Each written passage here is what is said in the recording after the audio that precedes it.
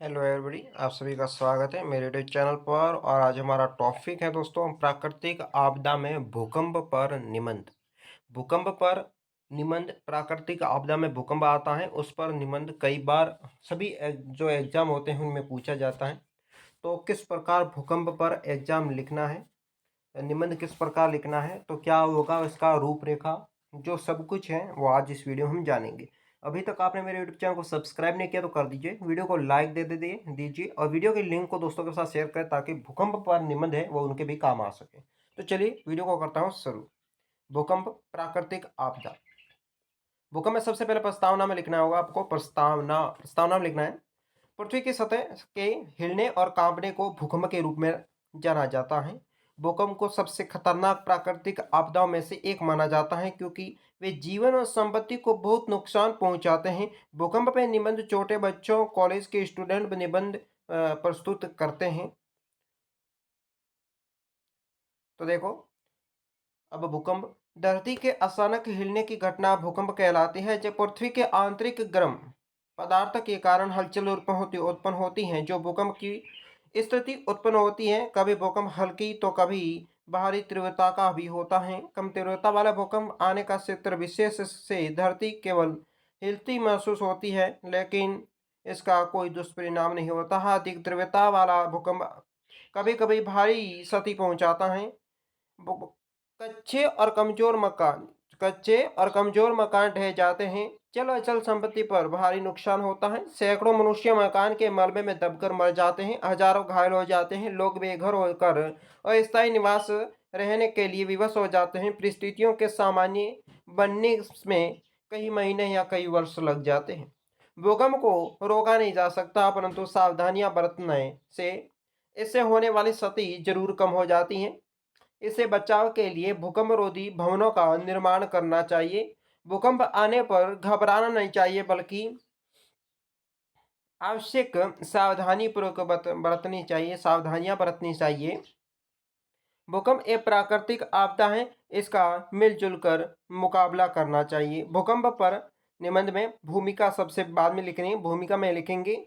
भूकंप पृथ्वी पर अपनी दूरी से हिलकर कंपन करने की स्थिति को भूकंप या भूचाल कहा जाता है। कभी कभी तो ये स्थिति बहुत भयानक हो जाती है। इसके परिणाम स्वरूप पृथ्वी के ऊपर स्थित जड़ चेतना हर प्राणी और पदार्थ का या तो विवश हो जाता है, फिर वह सर्वनाश की सी स्थिति में पहुंच जाता है। जापान के विषय में तो प्राय आपने सुना ही होगा कि वहां तो अक्सर भूकंप आकर विनाश का लीला प्रस्तुत करता ही रहता है। भूकंप अपना विनाश लीला जापान में अधिक भूकंप आते हैं। इस कारण लोग वहाँ लकड़ियों के बने घरों में रहते हैं। इसी प्रकार का एक भयानक भूकंप बहुत वर्ष पहले अविभाजित भारत के कोटा नामक स्थान पर आया था, जिसके शहर के साथ हजारों घर परिवारों का नाम तक भी बाकी नहीं रहने दिया। अभी कुछ वर्षों पहले गढ़वाल और महाराष्ट्र के कुछ भागों में भूकंप के दिल दहलाने वाले हादसे शिकार होना पड़ा, यानी हादसे सामने आए हैं महाराष्ट्र के गढ़वाल से। प्रकृति की एक ऐसी कौन सी लीला है कि वह मानव शिशुओं के घर दरारों को तथा स्वयं उनको भी कच्ची मिट्टी के खिलौनों की तरह तोड़ मरोड़ कर रख देता है। पहले एक भूकंप गढ़वाल के पहाड़ी इलाकों में आया था, जहां इसके बहुत नुकसान पहुंचाया था। थोड़े दिन पश्चात महाराष्ट्र के एक भाग में फिर एक भूकंप आया, जिसने वहां सब कुछ मटियामेड़ कर दिया। महाराष्ट्र में धरती के जिस भाग में भूकंप के राक्षस ने अपने पैर फैला दिए, वहां के आसपास मकानों को खंडहर बना दिया। उन मकानों में फंसे लोग कुछ तो काल के असमय ग्रास बन गए, कुछ लंगड़े लूले बन गए। एक दिन बाद समाचार में पढ़ा गया कि वहाँ सरकार और गैर सरकारी स्वयं संस्थाएं संगठनों के स्वयं सेवक दोनों राहत कार्यों के जुटे हुए हैं। ये संस्थाएं अपने साधनों के अनुरूप सहृदयता का व्यवहार करती हुई पीड़ितों को वास्तविक राहत पहुंचाने का प्रयास कर रही थी। भूकंप कितना ही भयानक था, ये दुर्दशा से वहां के दर्शक देखकर अंदाजा तो गया था कि जिस भागों पर भूकंप का प्रकोप प्रकोप था, वहां सब कुछ समाप्त हो चुका था। हल जोतने वाले किसानों के पशु तक भी नहीं बचे। दुधारू पशुओं का अंत हो गया, सैकड़ों लोग मकानों के ढहने, धरती के फटने से मृत्यु हो गई या मृत्यु को प्राप्त हो गए थे। इस प्रकार हंसता खेलता संसार वीरान होकर रह गया। सब और गहरा शून्य और मौत का सन्नाटा सा गया। कभी कभी मैं सोचता हूँ कि जापान के लोग कैसे रहते होंगे जहाँ इस प्रकार का भयावह भूकंप आए दिन आते रहते हैं।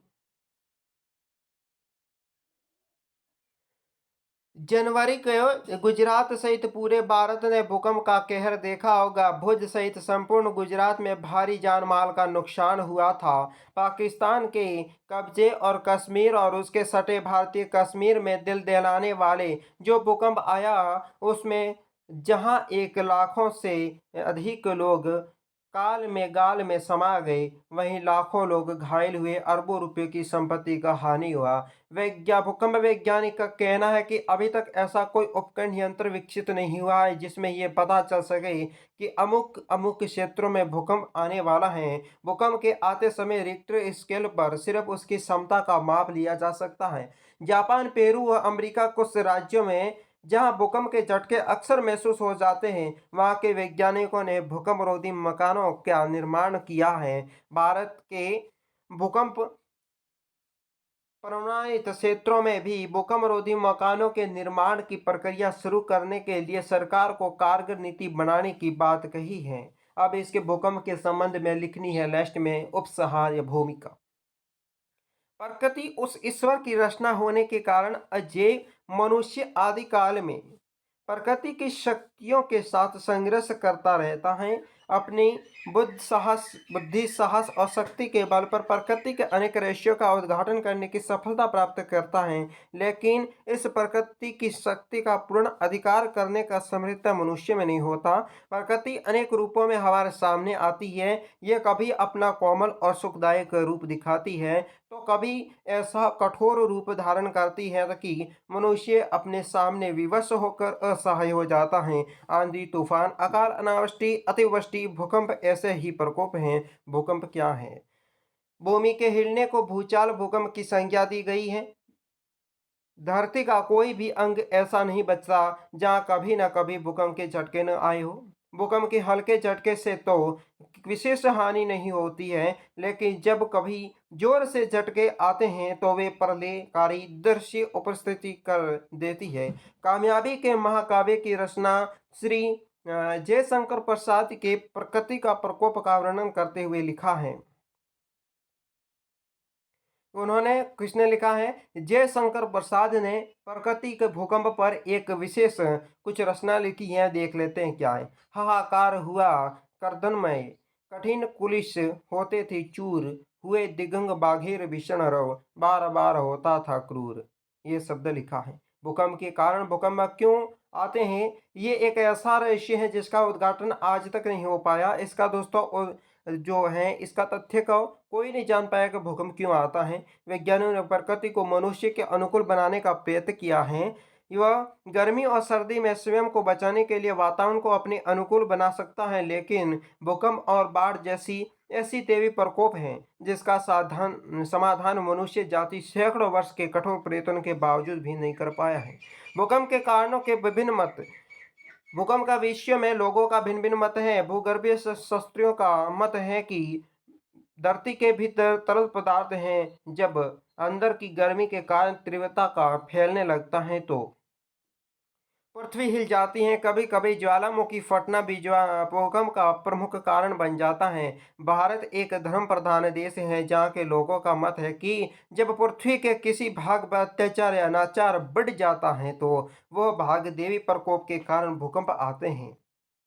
देहातों में तो ये कथा भी प्रचलित है कि शेषनाग ने पृथ्वी को अपने सिर पर धारण कर रखा है।